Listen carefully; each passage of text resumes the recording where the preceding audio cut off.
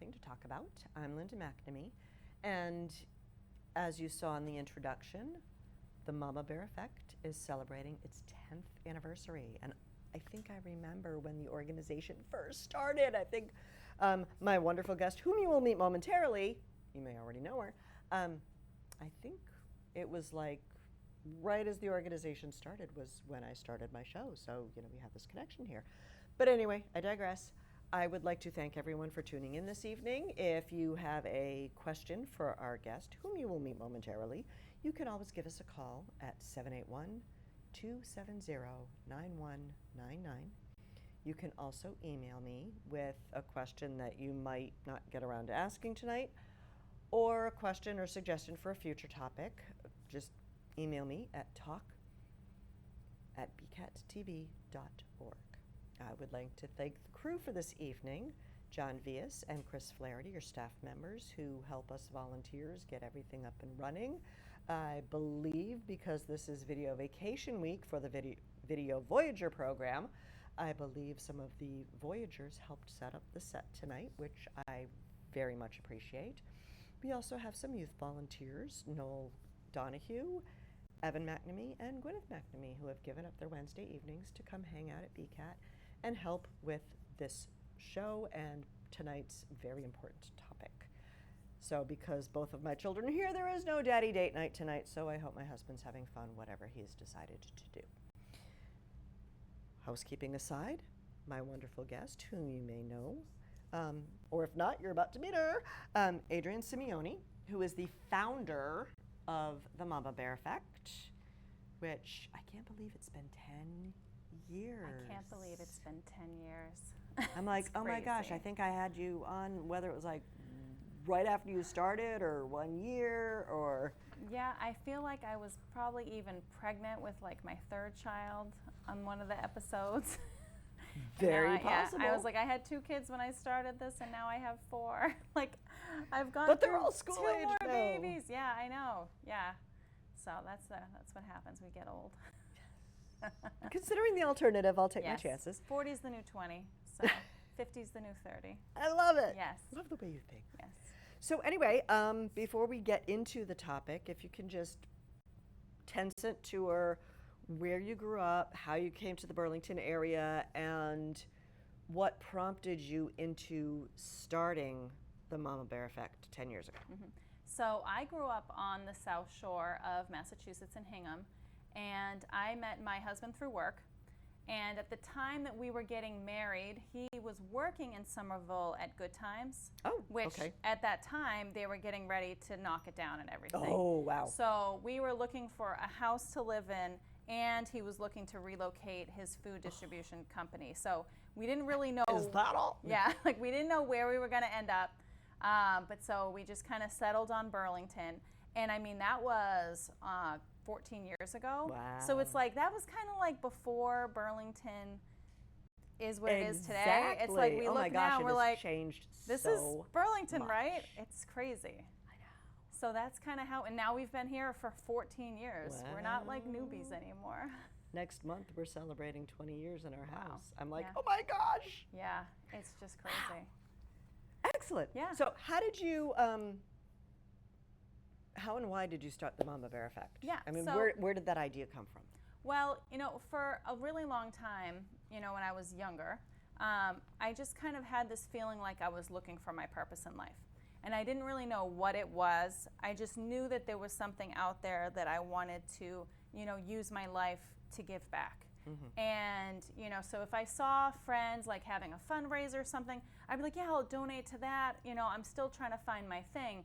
And one night I was just reading this news article about this child pornography ring that had been busted because of this little stuffed bunny. Oh, wow. And okay. the bunny had ended up being a character from a book in like Denmark. Oh, and so wow. it was like very unique.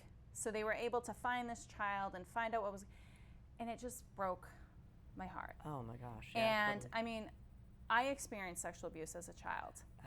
And for me, it was kind of like this ugly scar on your back. Like, you don't always think about it all the time, but you know it's there, and you're Yeah. just like, ugh, I don't want to think about it. And so I kind of just grew up feeling like there was just this ugly thing that happened to me. It didn't happen to a lot of other people. I couldn't talk about it, but I knew that it happened to me.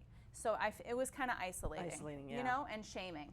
And so when I read this story, I was just like, oh, this is so terrible. Like, maybe there's an organization I can support or something.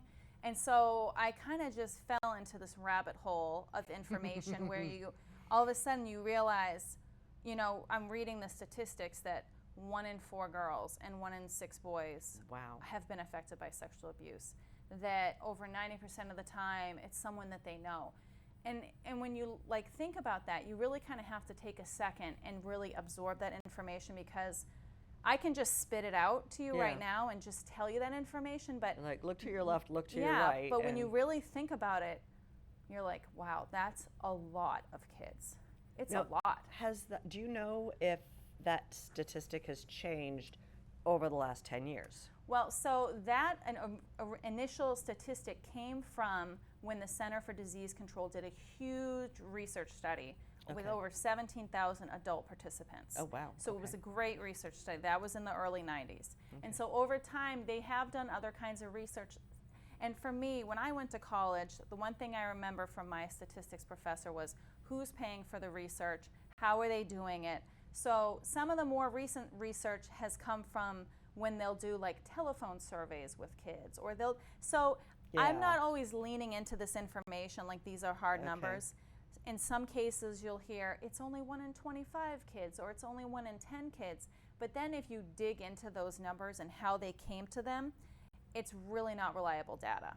So I think in some ways, I think it has gone down, because just with greater societal knowledge of this issue, that has improved the situation. However, what we're seeing with more research is that due to the internet and social media and kids having smart devices in their pockets, in their bedrooms, it's actually going up. Oh, wow. Because of online predators. Online predators will convince children to perpetrate abuse against their siblings. Children are being exposed to pornography, and so they're acting out against other children because of what they're being exposed to.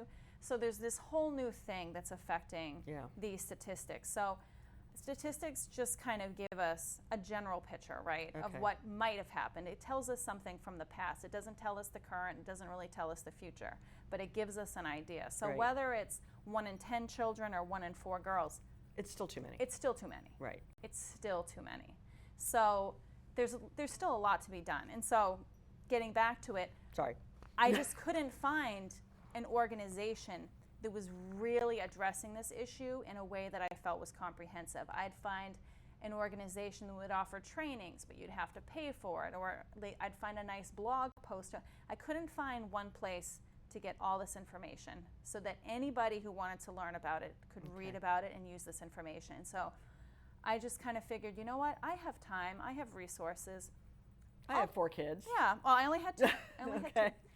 I'll create a social media page, because maybe I can just put this information into bite-sized pieces, because there was so much great prevention education out there.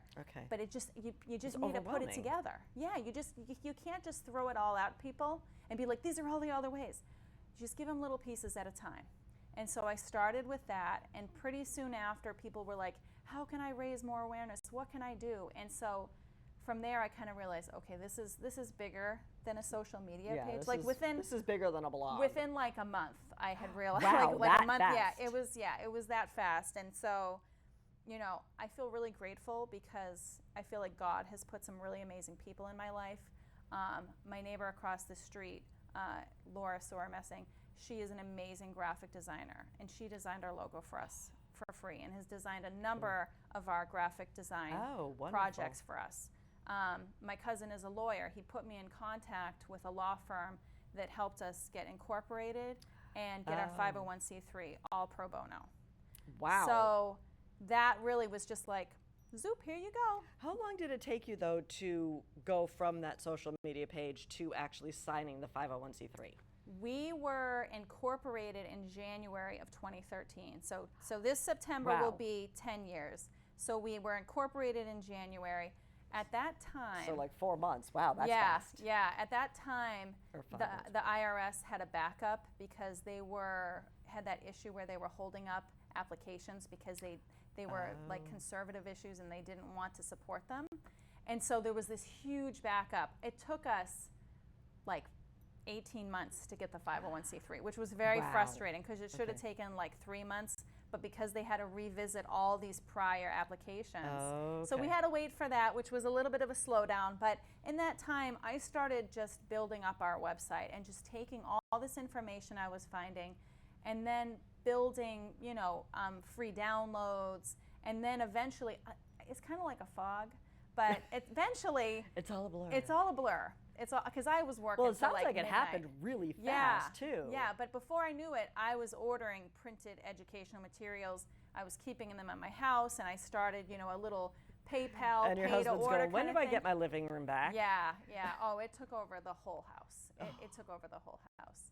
But but it's really like invigorating to me because I'm helping people and I'm helping other people help people. So that's just an amazing feeling. Yeah, It's that's just amazing. a constant source of energy and joy. So that's kind of like So- how it all happened. Let's talk about, social media. You started the print materials. How did you get those out of your living room and into hands of people that could Yeah. actually use them? At first, I created these door hangers. And I thought if I could just donate these door hangers, people could hang education throughout their community. Wouldn't that be like a really great project? And so, I invested a lot of my personal money into this organization. I would joke that my husband was like, you need to get a job because of all these Amazon boxes and stuff coming. And I'm like, haha, I got a job and it costs us money. Like, here's the job. I'm paying. Yes, Yeah. I'm paying to do this job. But my husband's like extremely, extremely supportive. This man will work 16 hours and then come home and stuff tissue paper into chicken wire for our parade floats. So he gets right in there. He's like, what can I do for you? And I'm like, I can't even believe you have this much energy. But yeah, so I remember we created the door hangers and I got those going. And then, it just kind of like happened. Like I did wristbands and just other little things I started doing. And before you know it, I'm hearing from all these nonprofit organizations, we love your work. We use your resources. I've heard from people who have PhDs in this field, Wow. who are like experts. They're like, we use your materials all the time. Oh, wow. And so it's about an ego boost. I know. Yeah. Well, I'm just like it's So really pay me. humbling. It's really humbling though. Yeah. Because if you think about it, like you're part of something so much bigger than who you are. And I'll never know everybody whose lives I've touched, but it's just like such a great feeling. And But sometimes it goes back to you finally found your niche. Yeah. So whenever I meet people, and I've talked with lots of child advocacy centers and different advocacy groups and stuff, and I'll be like, and we'll give this to you for free. And there's these, they're like, wait, we don't even have to like pay for this stuff. I'm like, no, I just want to get the word out. Yeah. Let's get the word out. So it's a great feeling. Cool. Yeah. What else has gone on in the last 10 years? Because, like you said, the door hangers were fairly new. Yeah. And I remember the wristbands. And I do want to talk about April. What you've done for April is child abuse Prevention month. Okay. Yeah. I'm like, a lot of words in there. And I remember right on in front of town hall, you had a wonderful event. It's gonna be great, and then it snowed. Yeah. Well, actually, that ended up being really great though, because so many more people came out than I Oh, thought really? for the Okay. snow. It was actually. It was cold. It was so cold. My feet were in so And much it was pain wet, that day. and it was snowy, and it gosh. was ice, and Yeah. Oh my gosh, it was crazy. But yeah, no. But so that for- was like really early on. That was only like 2 or 3 years. That was like maybe 5 years ago, Oh, because okay. that was prior to COVID, but not too far before. Okay. Yeah, I didn't know that April was Child Abuse Prevention Month before I started Mama Bear. And so as I was on social media, and of course you follow other organizations and stuff, and I'm seeing these organizations planting pinwheels in April because April's Child Abuse Prevention Month. And so the whole thing started because this one grandmother, I think in Virginia, her name is Bonnie Finney, her grandson was abused to death. And so she didn't want his life to be forgotten. And so she tied a blue ribbon to her antenna on her car to spark a conversation with people. So people would ask her, what is the ribbon for? And she would tell them her story. Okay. So I feel like that was really one of the very first awareness ribbons ever created. It really was something that she launched, and it's just taken off since then. The blue ribbon is the ribbon for child abuse. When we started our organization, Laura had said to me pretty early on, she's like, there's no ribbon for child sexual abuse. And I think it's a really important distinction, because when people think of child abuse, you think of physical. Yeah. And the ways we can prevent sexual abuse are not the same as physical abuse. They're not. They're not the same. So it was really important to create this awareness ribbon for child sexual abuse, so that we can call out the needs for this community and this issue. And I've had numerous people reach out to us with pictures of the tattoos that they've gotten because of it, the events that they've hosted using the ribbon, the ways like a light green. It's a chartreuse green, and it has a Chartreuse. heart in the middle. And they've used it in their promotional materials to raise awareness for their work. So that's been a really great contribution to the cause. And so, we've started, I feel like it was probably the first year we reached out to the police department, and I said to them, we'd like to do something for Child Abuse Prevention Month. Can we plant pinwheels? And they've been 110% supportive of everything that we've wanted to do. And I'm so grateful for the support of Burlington. I feel like we're really blessed to be here because of that. The select board is really supportive.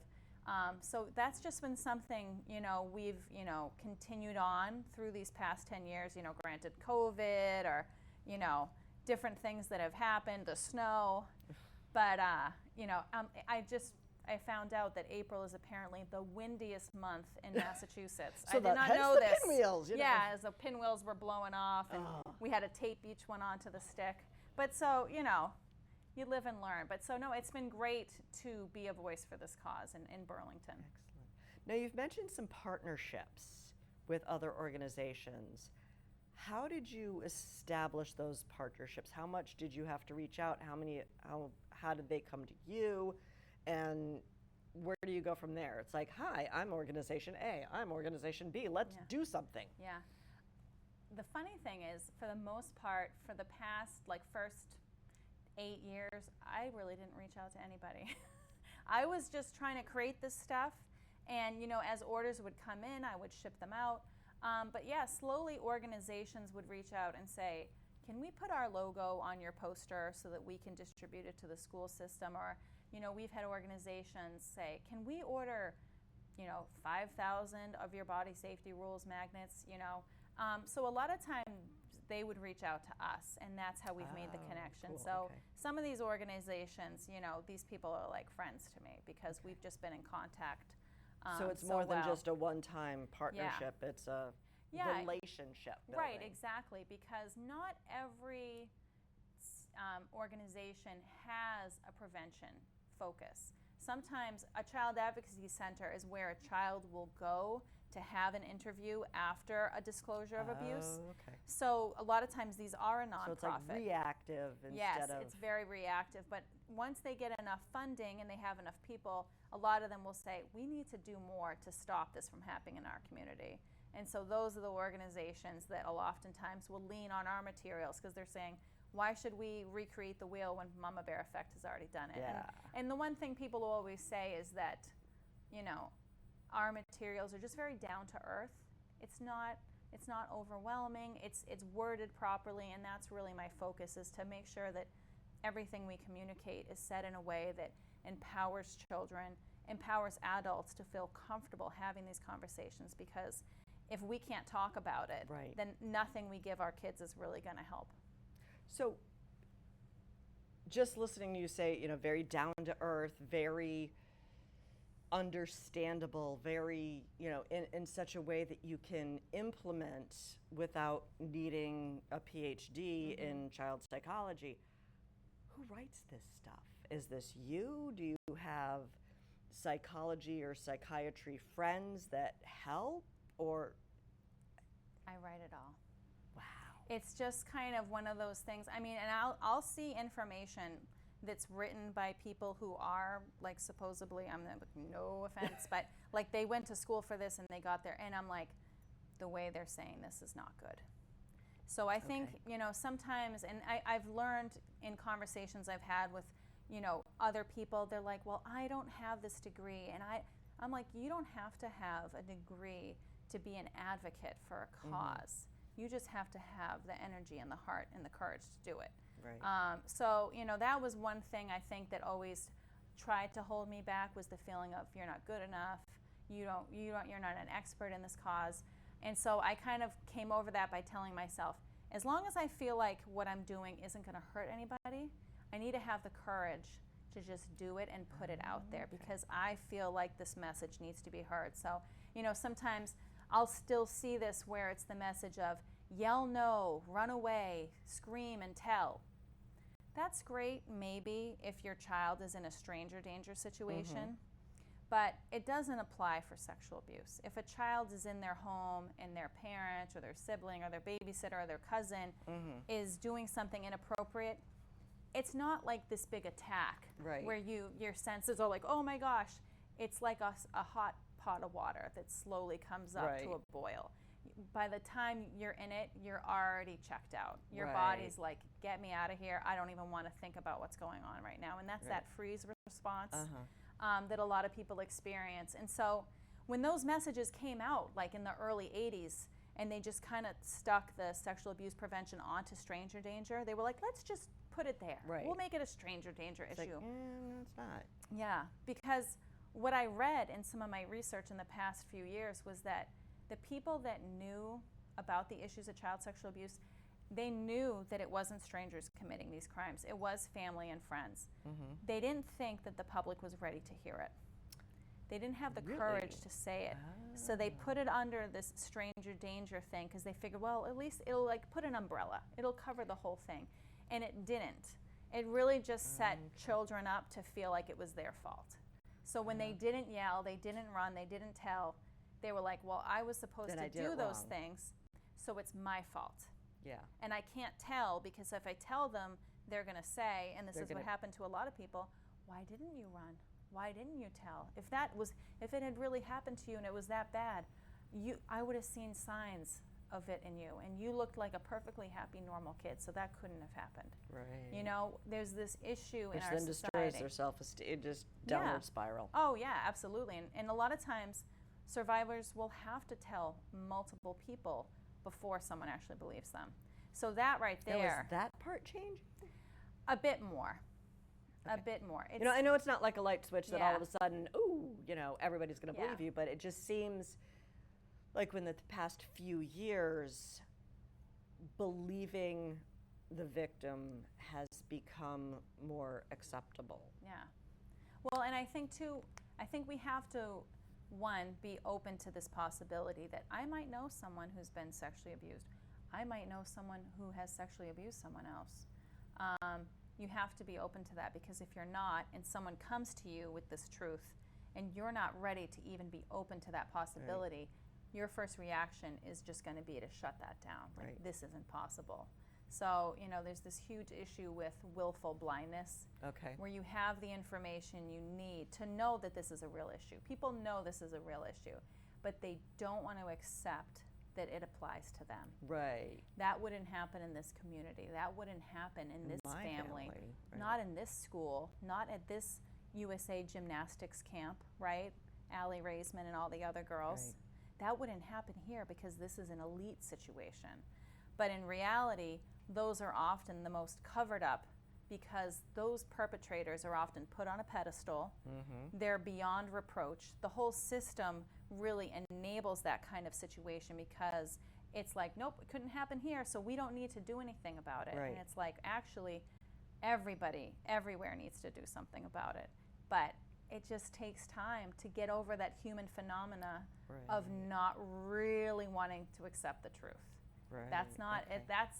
That's harder than a lot of other things. I can throw all the information and education and awareness out there, but if you're not ready to listen to it, then it doesn't matter what I say. How can we change that? I think the best thing to do is to have just casual conversations about it and just talk about it like it's something like the weather. Normal. Yeah. Okay, normalize You it. know, Okay. I get like a Google News report every day of all the like the main headline child sexual abuse stories across the country. And then I also have another one that's just for Massachusetts of child abuse. I think that would depress me too much. Well, I do it more. I don't like read every single one. Okay. I don't read it every day. But like a lot of times, there's stories everywhere. So just because you're not hearing it on the news or people aren't talking about it, but sometimes you might read something and you'll learn something from it. Mm-hmm. And so that way when you're, talking to someone about this issue and you're saying, you know what, we're really trying to teach our kids about bodily autonomy. I read this story the other day about, this situation, and the child wasn't aware that they had the chance that they could have said no, or this person didn't even know that the family knew about body safety, and that was part of the reason why it happened. Whatever the story is, but especially, in your own state. There's been so many things that have happened here in Massachusetts, in Burlington. Wow. That we should really be like, okay, yeah, nobody's untouchable. Right. But not to pat ourselves on the back, but how does Burlington or Massachusetts, let's just look at Massachusetts as a whole, statistically, have you ever looked at statistically how Massachusetts compares to the rest of the country? A few years ago, Massachusetts was like one of the worst ranking states Really? for child abuse. Okay. Yeah. Unfortunately, a lot of the funding for social services for a long time had been taken away. Oh. And it wasn't until there was one little boy who was supposed to being, checked in with social services, and they hadn't been checking in on him because they were too busy. Right. And he ended up, being killed and then thrown into a suitcase on the side of a road. That case sparked money to get put towards this. Okay. Should a child have to die for us to Right. care about this issue? So I mean, it's really easy to take money away from children because they don't have a voice. They're not going to go marching in the streets saying, Right. hey, protect us. That's our job. Right. You know what I mean? And how many child abuse rallies have we had in Massachusetts? None. We don't have them. Yeah, you know what I mean? Right. And I mean, and even sometimes too, it can be frustrating because here we are, we're the Mama Bear Effect, we're here in Burlington. Sometimes we have events and we don't get that many people. And that's something I've come to accept and learn, that this is not going to be an issue that everybody wants to support and jump on the bandwagon and say, we're here with you, because it's uncomfortable. I get it. But at the same token, we're adults. We gotta do tough things. Right. So that's why we're in the position that we're in. adults. We have to adult. Yeah, gotta do those fun things. Too much adulting. Yeah. Okay. Looking through some of the questions. What is the Parental and Caregiver Abuse Prevention Perspectives Research I know. Report? That's hard enough. to say. Yes. I hate, I don't want to read, but Yeah. tell me about that. For a long time, I felt that pediatricians should be at the forefront of this issue. Okay. And I mean, I have 4 kids. Each kid has a different pediatrician, and none of them really talk about body safety. I had one of my pediatricians was even like, is that a socioeconomic issue? Like, she thought it only happened to like poor kids. And I was just like, nope, it happens everywhere. So you really have you see watched this. the news I know. lately? Okay. Sorry. It's I really digress. disturbing. But so I'm like, here, parents, lean on their pediatricians to tell them what they need to know to keep their kids safe. The car seat safety, choking, water, sunburns, ticks, whatever it is, all these things pediatricians talk to, and have resources for. And I'm going, why don't pediatricians have information on body safety? And in some cases, we've offered them and they don't want them. Really? Yes, they Okay. don't. So it was like this phenomenon. So then I would be talking to other organizations and I'm going, do you have this an issue? And they're like, yeah, we have the same problem. We're trying to get connected with them. They don't really want to engage with us. And I mean, granted, there are some great pediatricians who do talk about this Right. issue, but overall, it's not at a Trend. majority. It's not Right. a majority. Okay. So I figured, okay, if I was as a parent, where would I want to get abuse prevention education from? So I wanted to do this research project to get an idea of, one, what do parents know about child sexual abuse? And two, where do they think abuse prevention education should come from? Right. So that was really the big question. And not surprisingly, like 80 to 90% of them agreed or strongly agreed that pediatricians should be talking about this issue. Okay. The second place they felt it should be coming from was the police department, which makes sense. Yeah. And then, through the school system. Right. A lot of kids might get a body safety education in school, but not always information that goes home to the parent. But I'm also thinking, okay, we'll get back to the study in a second, but I'm just thinking of some recent news stories and even on social media, there are parents that say, we don't want our middle schoolers learning about sex education. Yeah. So this should not be a school thing. This should not be in the schools. We don't want our kids to be exposed to these dangerous topics. Mm-hmm. So how does that fit in with the schools teaching about body safety? Yeah, that's a great question. I love that question. Body safety education can be done without even mentioning the word sex. Okay. That's the answer.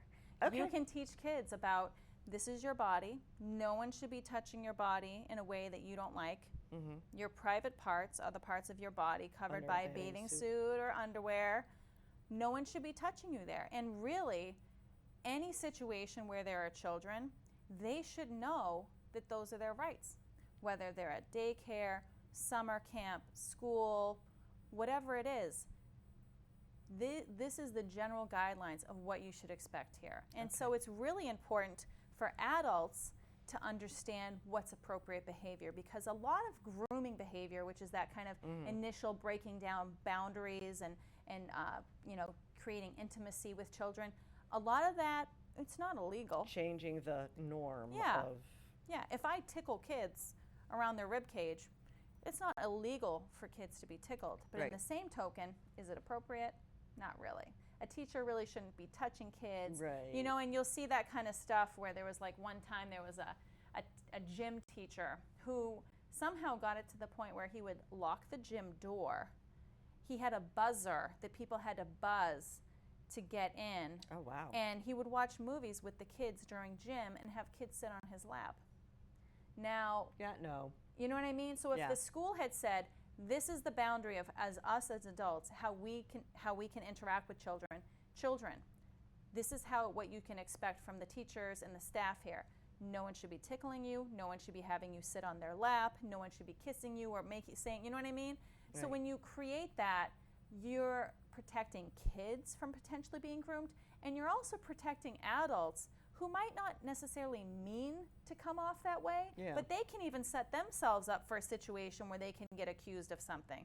So Right. it's important for both parties involved that by eliminating those kinds of situations, you create a more appropriate environment. Right. So teaching kids body safety is really just about, consent, respect, privacy, and also telling them if you ever have a question about something, you can talk to your teacher, you can talk to the school nurse, you can talk to your counselor. Give them options for people that they can talk to have those Is kinds that like of your conversations. circle of 5, or is that something else? Yeah, like we say, Okay. having a body safety circle, have 5, adults that a child can talk to. I always say at least 2 of those people should not be family members. It should be someone else who's in the child's life, Okay. on some kind of Well, because professional like you had said, a lot of child sexual abuse happens within the family. Right. So Yeah, they need that would they put need, the child Right, in this that's really more weird likely. situation. Right. And people will say, well, what if it's one of the 5 people who initiates sexual abuse with the child? Well, that child should know that they have 4 other people that they can talk to, that even if someone in their body safety circle breaks a rule, that's not okay. You all have and the same that's set of why you have rules. 5 people, because we don't Okay. always know who's going to break a body safety rule. And I Right, think okay. that's a really important thing for us as adults to acknowledge with our kids. We're not perfect. We are never going to be able to tell you where you're absolutely safe. And I think a message that kids got for a really long time was, I'm your parent, I know what's good for you, you're fine, you're with that person, and I know you're safe with that person.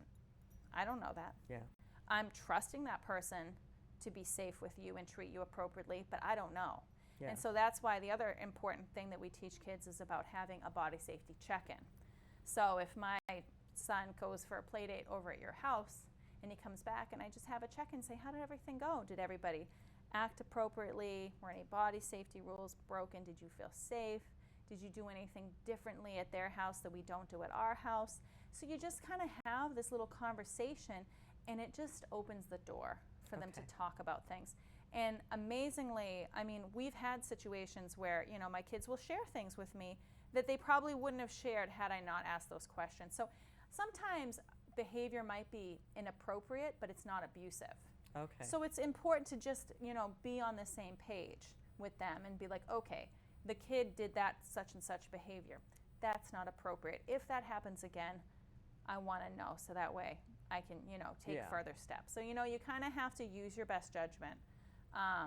But having open conversation with our kids and keeping that communication open, I think, is really important. Okay. What's the follow-up with the research? So you've done this research. Yeah, so we did the research. So, I mean, it really, you know, verified. What was your audience? Our audience was anyone in the United States who had a child under the age of 18 living within the home. And of course, when you get surveys like this, it's mostly women that want to fill them out. So we did pay to have the survey interview some men so we could get that subset. Okay. You know, and so then we did get some interesting information, women versus men. Oh, women spend a lot more time researching this issue. Men don't. Women feel less confident that they can keep their kids safe. Men felt more confident. So here the men had less information and education on the issue and felt confident that their child was safe. The women, you know, probably because they're realizing I can't guarantee my child's safety because I know the situation. So, you know, I think it's really important for kids to have both parents be a voice for this. This isn't mom teaching the kids stuff. This has to be both parents. Girls need to hear it from their dads. Boys need to hear it from their dads, because they need to know that both of them care about this issue. Right. So that was really important. And then we did ask some questions too about if these people were survivors, what was their experience like? How long did it take them to tell? What was the response of the person who you did disclose to? You know, and a lot of people who disclosed, the person that heard them was angry, was disappointed, you know. So when you learn about that, you also have to remember how important it is for us as adults to prepare for any potential disclosure. And that, like we were talking about before, about normalizing speaking up and believing people. Not that you even necessarily have to believe a person, but let them have their space. Yeah. Don't shoot them down. Let them talk, because even if you thought this child was lying or they were wrong, telling them, I think you're lying, isn't going to make it any better. Right. You still have to figure it out and hear them out. So, you know, we got a lot of great information. We're going to be publishing that later on this year. It's like a 30-page report. Wow. So it was like a lot of research and a lot of information went into that. And we're really hoping that research project will help other organizations go to their pediatricians and say, you know what, here's the research. Parents want to hear this information from you. We have these free resources. This is what we want to do in the coming years. We want to donate pediatric kits to doctors, posters, Rock the Talk parent kits, rack cards that they can put in their office. So we're not necessarily saying to pediatricians, be an expert on this issue and educate every family that comes in.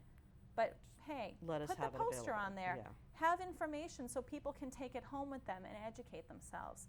Be a voice for this cause. Give the parents a choice. Right. Give them access to these resources, because a lot of the parents that, you know, looked for these resources, they might have done so because their child had experienced sexual abuse.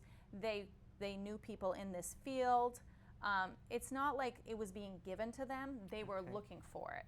And so, I mean, if we had COVID, right? You couldn't go anywhere without seeing a sign about COVID and wearing a mask and doing all this other stuff. Of wearing masks. Yeah, you know, it's like, I think we could do something on a smaller scale for child sexual abuse. Right. The resources are there, the energy's there, we just got to get it going.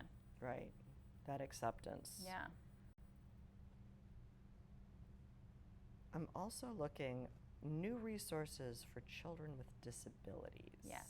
Tell me about that. Yeah. And how are these emotional disabilities, developmental disabilities, physical disabilities, and Well- how do you differentiate, or do you need to? Yeah, you really don't need to. I mean, the research has shown that really any child who falls into the category of having a disability, whether they need a wheelchair, or they have Down syndrome, or they're autistic, whatever it is, that they have something that makes it more challenging to either go through daily life. They need help taking care of themselves. Okay. They have challenges communicating and understanding things. When children need extra people in their lives to just live their life and learn and grow, that those children are at exponentially higher rate to experience sexual abuse. Like almost 90% of all children with special disabilities will experience sexual abuse in their lifetime. That's crazy. And so, wait, 90% of those children, yes. or 90% of those 1 in 4? No, 90% of children with Oh my gosh, that's with scary. disabilities will experience sexual abuse. So it's a huge issue. And so you would think that given that knowledge, there must be resources out there for parents of children with disabilities. It's like nobody wants to touch it with a 10-foot pole. So here I am, I'm like, I'm not an expert, which, I mean, I'm pretty much at expert level at this point. Copious spare And I'm like, I don't have children with disabilities. I know very little about children with disabilities, if I'm going to be perfectly honest. But I'm like, we have to create these resources. Okay. They're not out there. So I worked with a parent, a couple different parents who have children with disabilities, and I was like, what do you need? Well, it's like, first we need to educate parents. We need to educate them on this issue. So when your child gets put on a bus, they go to therapy, they go to school, you have to make sure that those organizations are doing their job to protect kids and reducing risk. Don't assume that they are. Don't assume anything. Unless they're telling you and you don't know what they're doing. So don't take it for granted. And a lot of times therapy sessions, like physical therapy or whatever, are behind closed doors. Yeah, and sometimes there's a lot of touching involved. Yeah. So there's a lot of gray area. It's really important to prioritize what's best for that child. But the second part is, how do we teach kids with disabilities these lessons in a way that they can absorb them? Because a lot of kids need to hear it over and over and over again. Right. They also, a lot of times, will need the message put in a very black and white kind of situation. So we created these communication cards. I guess I should have gotten you a second That's water. okay. I'm sorry. I know. See, I told you I could talk. So we created these communication cards, and it's an Adobe PDF or JPEGs. People can download them for free. They can put them on their kids' smart devices. They could print them and laminate them. But so it breaks up these messages into little clips. So rather than trying to read a kid a book or have them watch a video, they need the visual, the audio, they need that both, and they need the repetition. So we've had like thousands of downloads of these cards since we came out with them last year. So the response was really good. But it just goes to show you, people are desperate for this information. They want it. We just need to get it out there. Right. And like you had said, get it out in a way that can be absorbed by the average person. Right, absolutely, yeah. And just making people aware that these resources are available. I think that's really our biggest struggle, because it's not hard, but people just have to be willing to share it. They have to be willing to post it on Facebook, or they have to be willing to share it with their organization, or you know what I mean? We need people to help us get the word out so we can, help save lives. Well, speaking of getting the word out, you have an event coming up, don't you? Yes, we do. Yes. Badges and Bases. Yes. Tell me about that. Yes. So this was Jenna's idea. She's very excited, and she's done a great job so far planning all of this. With our 10-year anniversary coming up next month, we were like, what would be a fun community event that we could do to get people to come together and just, have something kind of fun. And so she was like, I want the police and the fire department to play a softball game. And I was like, I don't know if they would do that. She was like, they're so excited. They're so excited. So I'm like, oh my gosh, this is going to be amazing. So September 25th, we're going to have the police and the fire department face off in a softball game. Oh, fun. Yes, we're going to have a food tent. We're working on trying to get an MC to talk over the event. We're going to have like mascots and giveaways and other fun things. So we're hoping it's a really great event and that Burlington comes out to support this. I think it's going to be really, really fun. Okay. But so yeah, we're really excited about that. And it's not going to rain. Of course not. I'm just letting you know ahead Well, of time. it It's hasn't not going to rain. rained at all in the past, Is the event also going to have materials available, or is it just a way for families to come out and... Yeah, I might bring materials out. I mean, I do that a lot. We're actually going to be at the truck day the weekend before because I want to make sure that we spread the word about the event. Okay. So we'll see. We got to get all our board members there to volunteer and get as many bodies as we can. So if anybody listening wants to volunteer, please reach out. Okay. Because I'm sure we could find a spot for them. Volunteer for truck day or volunteer for badges and For bases? badges and bases. So what are some of the volunteer jobs that somebody could do? Yeah, I mean, they could be someone that's, if we do like a 50-50 raffle, or they want to wear a mascot costume and dance around, I'm just saying. Work I've actually done that in the past. I am like, if you need someone, I will do it for the team. Oh, if I have to. I will be the craziest mascot because no one will know it's me. But and then we're just trying to get the word out, handing out flyers and stuff like that beforehand. Okay. We'll get them through the school system, and we ordered some yard signs to put up around town. So you'll be seeing those coming up soon. Now, is there a cost to attend the event? There is no cost to attend. The food tent will have a nominal fee to go through, and then we'll have some other raffles and contests and stuff like that people can enter. Now, are there what other volunteer opportunities does the Mama Bear Effect have if somebody wants to help with your cause instead of just like reading your materials? Mm-hmm. Well, I mean, the best thing for me, is really to get our materials into the hands of other people. So if there's like a community event going on and someone wants to volunteer their time to work the tent, that's a great thing. If someone wants to go around town and introduce our work to other, whether it's a daycare or what other kind of organization that works with children, and just help spread the word about it. And to be honest, I mean, we're a really small nonprofit organization. I mean, for the longest time, it was just myself. Now there's 3 of us. I know. It's like, oh my gosh, look at it. But so to even organize a fundraiser is huge for us. Now, is this like your first big event, or have you done other little fundraisers? Yeah, no, we've done, we've had like tea parties and other things in the past. So this isn't like too crazy for us. But I've been like, it's like so busy just doing the work of this organization that I honestly mostly don't spend a lot of time focusing on fundraising. I feel like, we're very grateful that we have people who organize Facebook fundraisers. That's huge. Okay. Sometimes we'll get private donations and it's not even clear how they know about us or where they come from. Okay. We do have a grant through Focus for Health, so that has been a great source of support.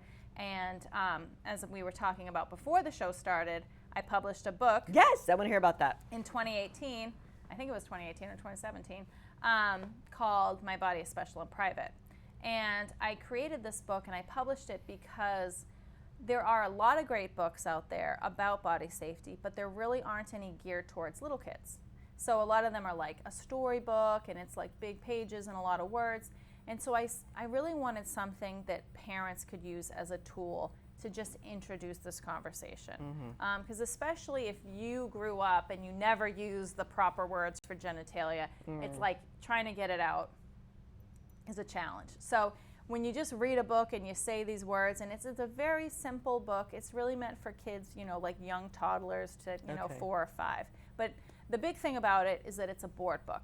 So kids can't rip it, it's pretty indestructible. You'd be surprised. No. Yeah. But and then I learned in that whole process that board books aren't usually made in the United States. So we had to outsource it. Oh, and that was a whole journey. I've gone through 3 different publishing companies. Wow. Okay. just because trying to find the right quality of the book and the right price and this and that. So, but we're going to be putting another order in for probably like 15,000 copies. Wow. And we'll do like Okay. 10,000 in English, and I'll probably do like 5,000 in Spanish. So we're going Okay. to have a Spanish version coming Now, out. how would you, well, not you, but how would someone obtain a copy of this book? Yeah, well, we sell it on our website. We do have a shop page, and then it's also on Amazon. As much as I don't like Amazon for a lot of reasons, it does make my life easier Okay. that I can just ship them cases of books. Oh, and okay. So I they was take wondering their how that happens. 55%, but at least I don't have to keep shipping out books all the livelong day. So Okay. that's a great way to get the word out, because I feel like a lot of people don't want to buy from a small little website. You know, they feel safer sometimes ordering Right. from Amazon. So we actually have our Body Safety Rules magnet on Amazon, as well as our parent Oh, packs. So now cool. we are getting orders for those as well. So through what's in a Amazon. parent pack? So the parent pack, because when we first started, I created these rack cards, and it was Okay. like infants to toddlers, grade school, teens and tweens. I broke it down by age, and then we had some other information. But I was like, this isn't everything. I want as much as I can in a pamphlet. So right now it's a folder with different inserts to talk about all these Okay. different issues. Eventually, it's going to be a stapled format, Oh, because okay. I thought, it'd be great to just be able to do different inserts and you can change them. Yeah. But Mix and then match. when you have to do that by hand and collate them and then Yeah. package them, and you get an order for 5,000. And you have a staff of yeah. 3? At that time I had one. It was just Okay. me. So I was hating myself as I packed 5,000 parent packs. Yeah, why did I And do I had my this? board members I'm like, can you please collate these and staff? Yeah, it was brutal. So once we get through that inventory, it will be stapled. Cool. Yes, and then I Okay. won't have to do a thing. So that'll be great. Right. So Well, not necessarily the sequel, but you have a second book? yes. Tell me about that. Yes. So I really wanted to, one of the big topics for empowering kids is about the importance of not keeping secrets. That's kind of a really common grooming tactic of having a child keep a small secret. And it doesn't even have to be a bad secret. It could be a happy secret, like I gave you this piece of candy or something like that. So when we educate kids and educate the people we trust around our kids that we don't keep secrets, it eliminates that possibility right there. Okay. So this book is going to touch upon that, and I'm really excited because it's going to be in English and Spanish. Oh, So cool. I'm hoping to have it out early next year. Is it another board book, or is what's It's the just target going to be audience? like a paper book or a hardcover. Okay. So it's like for an older age group, maybe like ages, first to fourth grade, something like that. Okay. Yeah. And how would someone get that? That'll be on Amazon too. That'll be on Yeah, Amazon as yeah. well. Okay. Will that also be on your website? Yes, we'll definitely have it on our website too. Okay. Yeah. We were talking earlier about, this whole episode has been on 10 years of Mama Bear.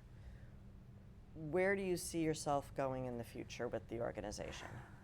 Yeah, I feel like Dream big. What would you like to see the organization do? I would like to be able to spend some more time going to larger conferences and being able to share these resources with other organizations. Okay. That would be a great thing. And really just being able to really expand our distribution of educational materials. If these Okay. pediatric kits take off, right now we're donating them. We would have to find a way to continuously fund that so that we Okay. could do that. I would love that every pediatrician's office in the United States had information for families. Okay. So it would be wonderful to get some government grants so Okay. that we can get these through the public health systems. Child sexual abuse is a public health issue. It's not just Okay. a crime. It affects our whole society in so many ways. So it really takes the whole community addressing this issue to really make a positive impact. Okay. Wonder if any of the insurance companies have sponsorship opportunities available. Yeah, they probably. You know what I need? I need to hire a bookkeeper because I am the worst bookkeeper in the world. Oh my gosh, yeah. Accounting was the terrible. only course in college that made me cry. Yeah, I hate accounting. I took like 2 courses. And I would love to get someone who really understands grant writing and fundraising. Oh, okay. Because, that's really where a lot of nonprofits do a terrible job. We're the worst at asking people for money because it's terrible. I'll talk to you about predators and grooming and all this stuff all the live long day. I have to ask you for a donation. It's like the worst thing in the world. Yeah. I'm like apologizing to ask for money to do a good thing. I totally get that. We're the worst at it. So, I really need someone to help us be better at that. Okay. Because we can only go as far as the money will take us. Right. I can only, my energy and enthusiasm is not going to save the world. We do need money to help it keep going. So, that's really, if I really want to get to the next level, that's really where we have to focus. All right. Yeah. Okay, we only have a couple of minutes left. Anything else you want to mention, or do you want to talk about, or just remind everybody about badges and bases? Yeah, no, I'm really hoping that people come. Okay. I think it's going to be, a really fun day. Have you ever done one of those face the Oreo challenges with a kid? No. Oh my gosh, it's so funny.